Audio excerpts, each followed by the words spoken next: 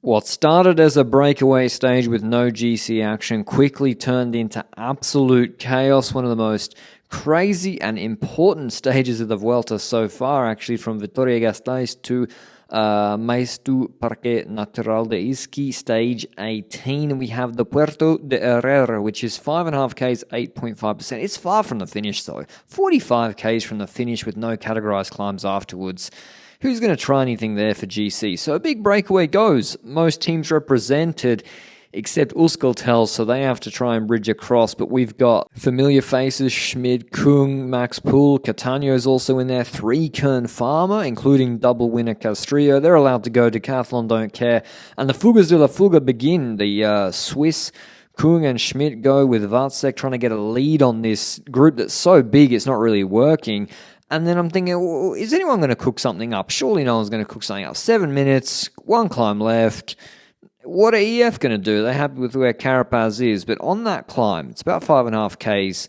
It's pretty steep in parts, although it is a big road. It's not a goat track. Catano just starts to shred. He's been one of the strongest riders in the peloton. GC group dormant. Berardi and Kern Farmer, they try to play their numbers. They got Mikel there, who's a fast sprinter, and they try to make it hard. Soler takes the KOM points. He now leads Vine by 1 point in that competition. All of a sudden, EF, I was like, what are you lads doing? Where are you going? Cepeda's pacing almost takes Carapaz by surprise. Sweeney has to bring him back. O'Connor's looking good. Now remember, they're 10 minutes behind the breakaway, so it's not 500 meters left for them. They're almost at the start of that climb, and Landa and Koos are in trouble. Landa's starting the day in 4th in GC, and he's been climbing better than Carapaz mostly during the Vuelta. He's gone. Carapaz then takes over from Cepeda, and he's got it down to 4 guys. O'Connor looking pretty solid. This is the top 4 on GC, excluding Mikel. Landa. Lipovic comes back, so Roglic has got support, and Landa's quickly on 35 seconds, not looking good at all. Lipovic attacks because he thought Carlos Rodriguez was struggling, but then Carlito says, I can attack too, in the white jersey. Skjelmose follows him, and I'm like, where are you guys going to go? As you can see in the breakaway, it's a plateau afterwards, and there's no climb. They all sort of stop. I was expecting that maybe in the GC group. Carapaz throws in one big dig. I don't think he was trying to drop Landa. He was trying to drop O'Connor, who's ahead of all of them on GC. Obviously, he's in the red jersey, and he does so right at the end of the Puerto de Herrera, which wasn't that hard to climb. It was a Cat 1, but I don't think anyone expected it to be this impactful. I was thinking, where are you going to go, Carapaz? I mean, Landa, he might struggle to come back, but all of a sudden, there's 2 EF Education Easy Post riders waiting. Dool and James Shaw.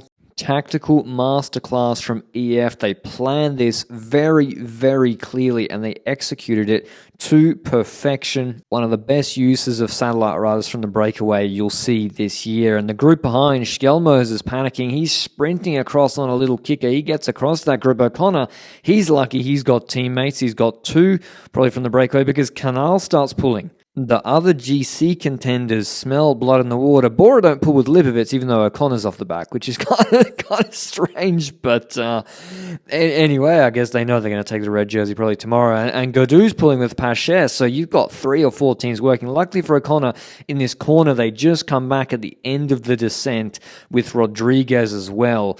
But that's still no help from... Where's Mikel Landa? He was 35 seconds back on top of the climb. He's on this flat plateau now, on his own 60-kilo pure climber, not the most aero guy in the world. Where's his teammates? He had 3 in the breakaway. One of them's in the GC group with O'Connor and Roglic. Casper Pedersen's waiting in that group. I was like, mate, you should probably drop back. Landa's a minute 50 back. He lost a minute plus on that descent, which isn't surprising. I mean, he was pulling against classics riders. Pedersen's sitting on the back of this group. There's also Mari van Sevenot just in the middle. He's been dropped from the breakaway. Catano's in the breakaway and is like the powerhouse of it and is their best rider to pull Landa back. He's pulling there, but he's 10 minutes ahead of Landa on the road. And now Ineos are pulling. EF has still got numbers.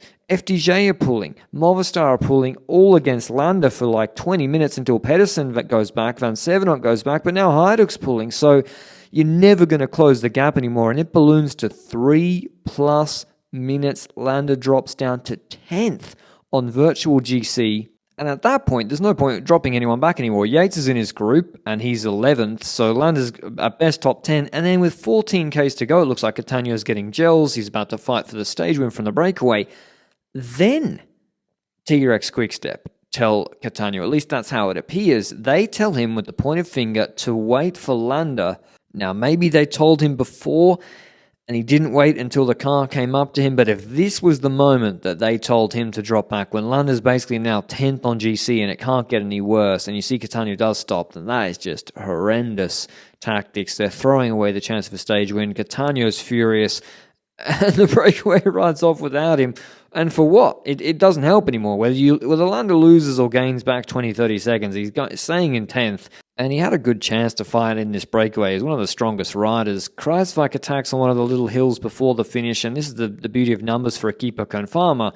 They can mark Kruijswijk with Berare, who's a good GC rider. He was like 4th in Burgos, I think, and a good time trial rider. And he attacks over the top of Kruijswijk. And now everyone else has got a problem behind. Lascano, Schmidt, Kung, Vlasov.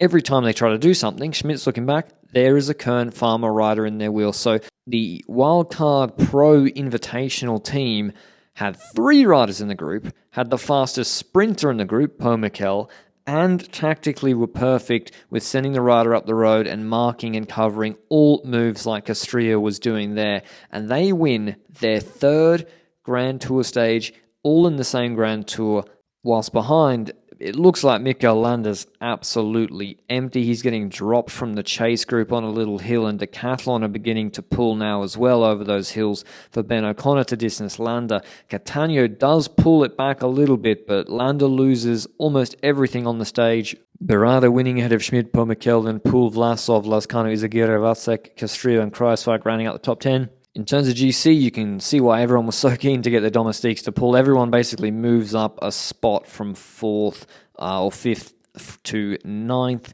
And so David Gaudu, top 5, he's going to be pretty happy with that. And Groupama, I think, as well in this Vuelta. So bad day for Landa.